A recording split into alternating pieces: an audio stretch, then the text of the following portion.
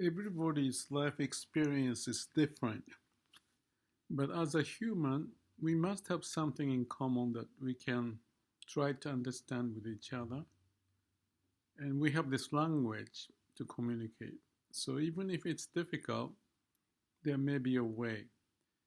But the point of this video is about the, let's call it awakening. When we face a very big difficulty, like facing death or like a cul-de-sac situation, I call it, you're put into the situation where things are inevitable that you cannot find a way to get out of it. Cul-de-sac. Big wall is in front of you. What do you do? In life, we may go through those moments, and when you go through successfully, we may find the great joy. And in some cases, it may be called awakening, or satori, or enlightenment, or whatever that is, especially when the situation is like a life and death situation. And I watched the TV program like that, and I'm very interested at how we can find a passage, so to speak, to the opening. And the title is The Moment of My Awakening. And I don't know if it's qualified as awakening, but I want to talk first about Eckhart Tolle, because I remember him saying that, he has gone through a very difficult situation in his early life, I think in his 30s. And apparently he was very intelligent and even teaching at the Cambridge or someplace like that. But he felt bad to the point that he wanted to commit suicide many times. That's what I understood. And one point toward his enlightening process, if I may say so, that time he felt like he couldn't stand himself. When he thought saying that I cannot stand myself, and then he thought there's me looking at another me, saying that I don't understand what I'm doing or myself, right? So it's like a me and a mini-me that I talk about, that we have different parts of, entity in our brain. So when he felt like it, he had this experience. And I don't know the detail. I don't think he said much about it. But the next day, when he woke up, the whole world looked quite different. And from that time on, he studied what happened. And his studying literature or, spiritual words, writing, sutras and all that start to make sense. And then he started to talk with people and share the idea and so on and so forth. So I think that's one of his stories in the book is called The Power of Now. My situation is not like his, but it could have been qualified, in my view, like a mini awakening. So let me share that story a little bit. And that's connected to this discussion of my awakening. This is the Vipassana retreat where I spent 10 days. I was 52 years old at the time, or somewhere around there. It was December. It was the 8th day of the Vipassana. It's a 10-day course. Every day we may sit 11, 12 hours, on and off here and there. But altogether we sit like that. And by that time I went through lots of sitting or study of Zen, but not too serious. But this is the moment I felt that I have to go through. So I committed myself to spend 10 days in the mountain nearby Yosemite, California, Vipassana Center. That place is like my home now. I have such a strong memory of it. But let's get into the story of the event that happened on the 8th day in the afternoon.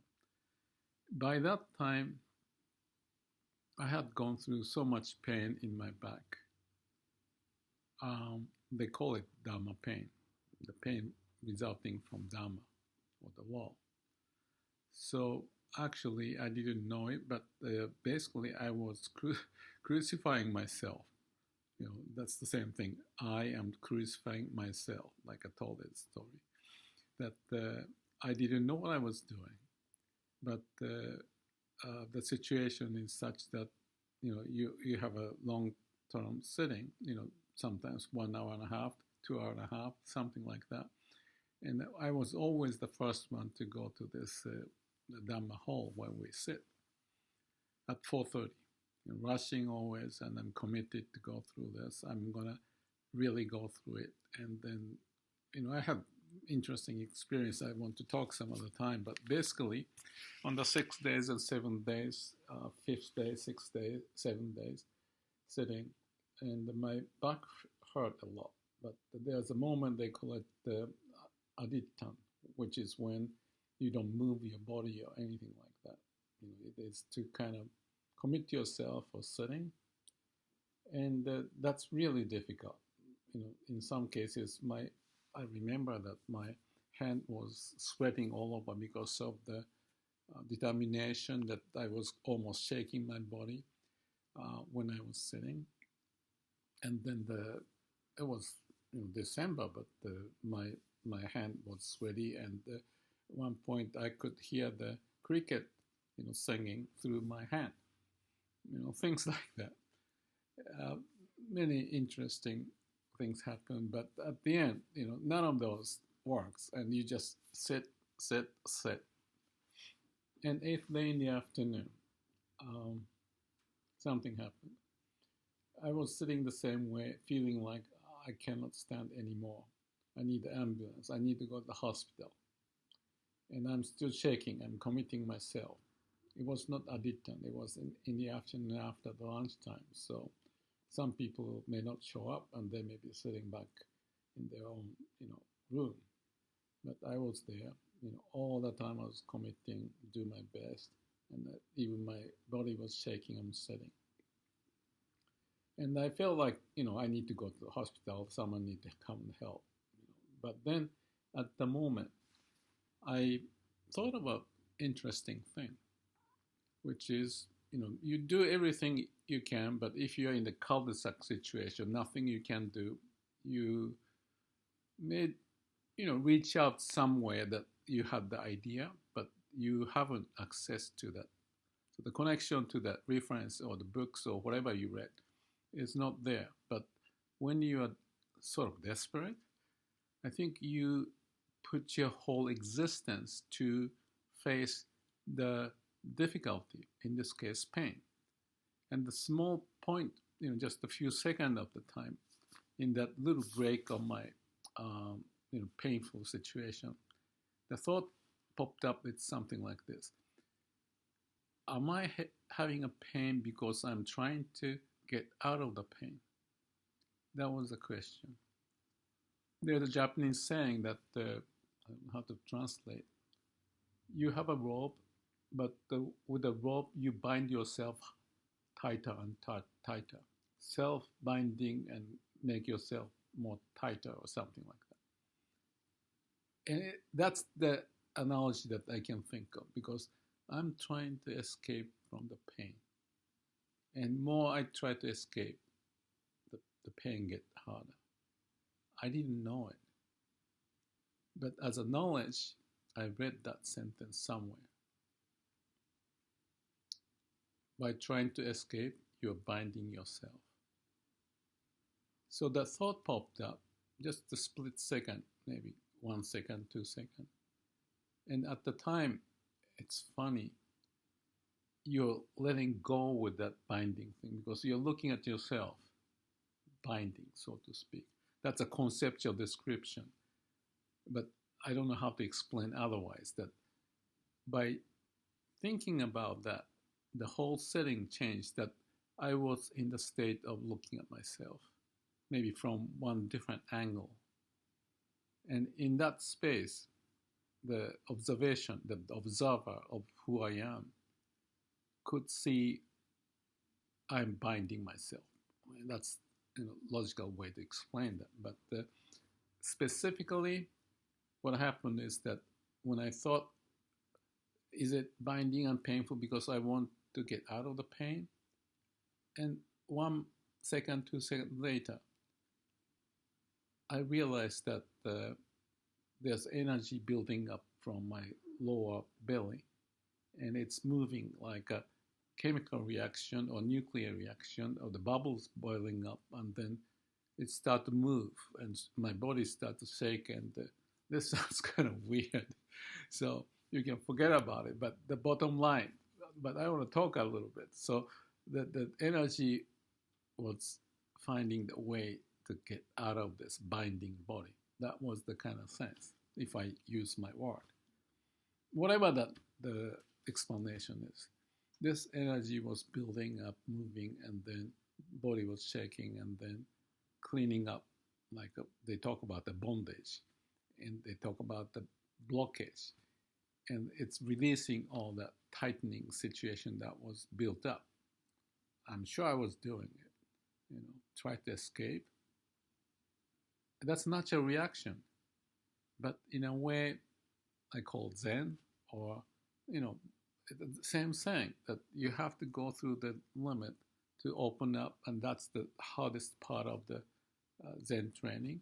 Or in Vipassana Aditta, you focus doing this, you stay put no matter what. It's a very honorable state that you throw yourself to do that. Not many people can do it because it's counterintuitive. You don't want to do it. It's painful. Why do you sit? That's natural. But that's natural thing, you can call it ego. It's a natural thing, that habitual pattern we develop may not be the right way to handle the situation when it comes to the imminent danger or something that is beyond your power. And we may need to find it and be open to it. It's easy to say in words, but it's not easy at all. So actually, the reason of my talking about this was initiated by someone giving me a feedback of my video. And she enjoyed and found this and that very good. And she had the right thinking that she need to have more reference point, and she need to put herself more into meditation. And then the last part of the sentence said, so I need to know more. And I thought that's of course good to know more about what this is about. But the knowledge by itself may not carry you out of the bondage. Even if you know, there's a saying that if you try to escape, you will bind yourself. It's just the knowledge. It's just sitting somewhere, but you may not reach there unless you're really, really in a place where there's no place to go out, cul-de-sac. And nobody wants to go in such a situation to crucify yourself. But in a way, when it comes to the reason of our existence, that the very, very core of what's happening, if we want to know it, I don't know if anybody wants to know it, but that is to loosen up the binding situation, to get out of it. And something happens. So that was the experience I was talking about. Then I saw like a plasma in my eyes, and shaking, and the lasting 5 minutes or 10 minutes, I don't know. And I even mentioned this in my writing somewhere. I posted on the web in my GeoCities or some old, but it's in archive somewhere about this experience. So that's my awakening experience. And after that evening and the next day, things follow. But it's not. It, I think, depends on each individual's case. And I talked with other people. They call it banga. In Japanese, in Zen, they call it kensho.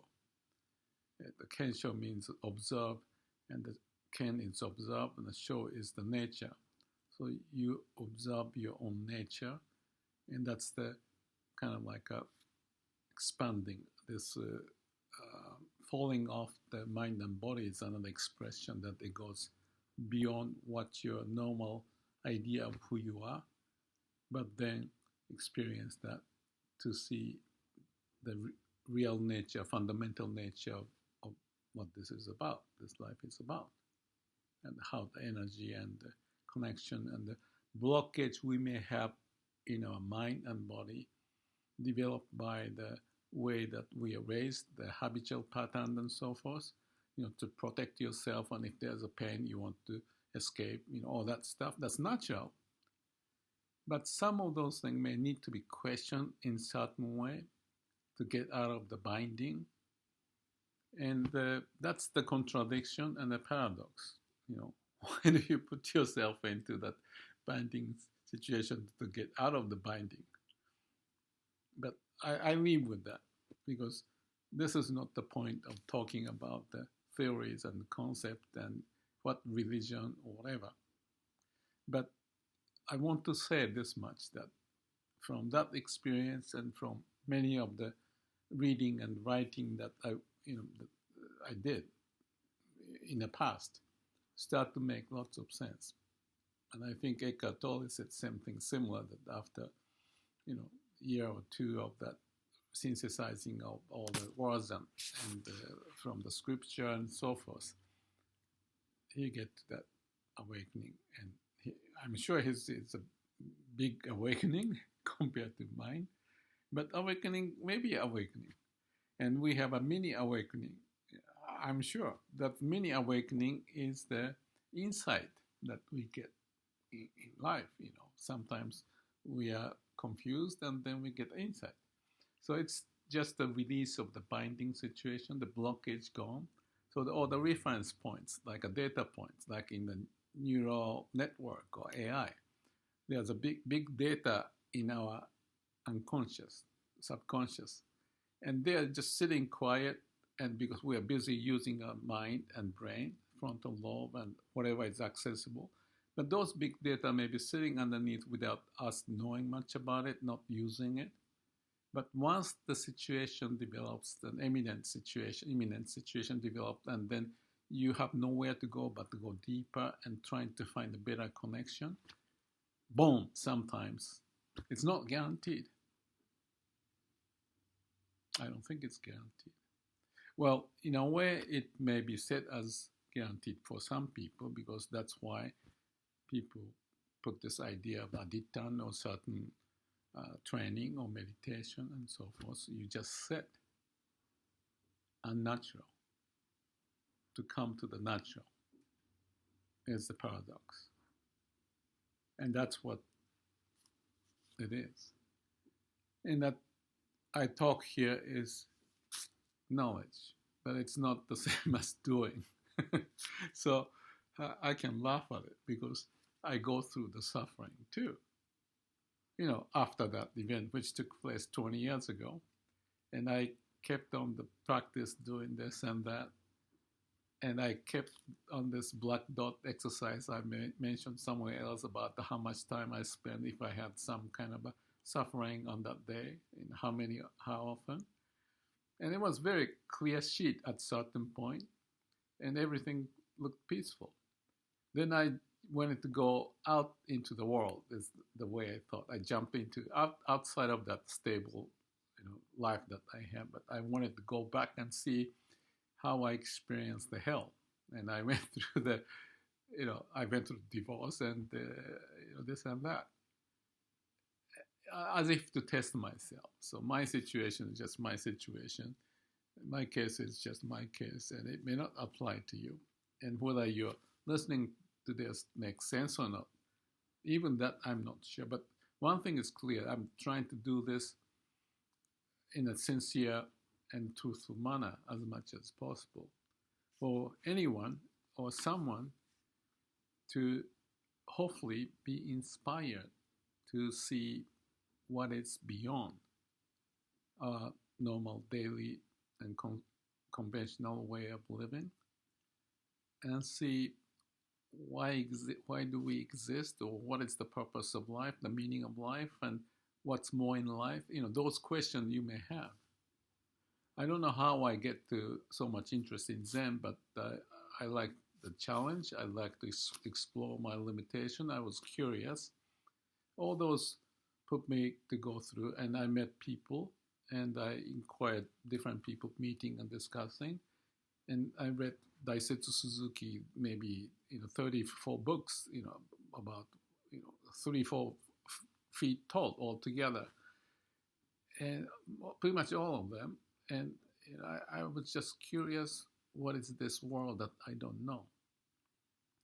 I won't say I know what this different world is, because it's just the mind saying that. And what's the point of talking about what mind is inside of that? Because that's only a part of the existence that the mind and the brain developed toward the end of more recent past, as we evolved from the little amoeba and to the monkey and all that kind of stuff. So this, the ending part, is playing the mind. But life is not just the mind, but connected to the body and the heart, whatever that is. And there's a linkage between mind and body. It came from the origin of the same life. And, to say it this way, it's just trying to make sense of that. That's the inspiration and ideas and awakening and whatever. And happiness may be connected to not added on knowledge of the car and the sailboat, or whatever, the money and the fame. And okay, fine, you can play the game, it's kind of interesting. That's part of mini-me doing it. But there are many mini-me's, and some are more sincere, some are more fun-oriented. And how are they connected and integrated in us? How is it synthesized in our being? So those are the kind of things, after the fact, I kind of see it, and I still keep on working so that, we have happy life. Happy not in the conventional sense, but in a different sense, which is to connect to who we really are. And many more difficult words that I can explain from Zen especially, but it's no point. I just wanted to share about this awakening experience, or mini awakening experience, but also about the point of all the references, the words, knowledge. We want to walk the talk. We don't want to just bullshit and bullshit our life. I think we, at the bottom somewhere, we may feel like I feel. We want to be very truthful and sincere in what we do. All the habitual pattern may pop up and things may become very difficult. We just fake, or we just do this and that for the sake of doing this and that. But let's, if I may say so, let's see who we are, what we do, what the blockage are, how to connect and make sense of it, and synthesize the whole to be, hopefully, a little better person, I guess. I'm not qualified to talk about it, things of that nature. I feel very, it's difficult to say about this, but, I feel very handicapped. And the burden, to break through is not easy, and it always pops up. But I think, let me say it this way, in the past I had trouble. It took more time to recover. These days, even in the very difficult situation, usually a couple of days or 3 days, something, there's a way to find the passage. We don't run away from it. I guess that's the common theme that I was talking about, this pain and run away from pain. But you just stay with it, not to go drinking or smoking, whatever that, or watching TV, that's fine. But when it comes to the serious moment in life, it's not easy to sit through, but be with it, and maybe to think or believe that there's a way out. And it's within us. It's in the evolutionary process that we evolve, going through many, many difficulties, and it's stored somewhere in our genes. You know, that's life's potential that we want to access to and connect to, and live accordingly so that it makes sense. Well, that's the story. My story 20 years ago. And since I've been walking along the passage, hopefully, sometimes jittery and go to the right and left, but hopefully that I could share my part of the journey with you if you're listening to me, and hope this may have some interesting impact or interesting, feeling that you may find to make your journey fun, enjoyable, happy, and with others. Thank you.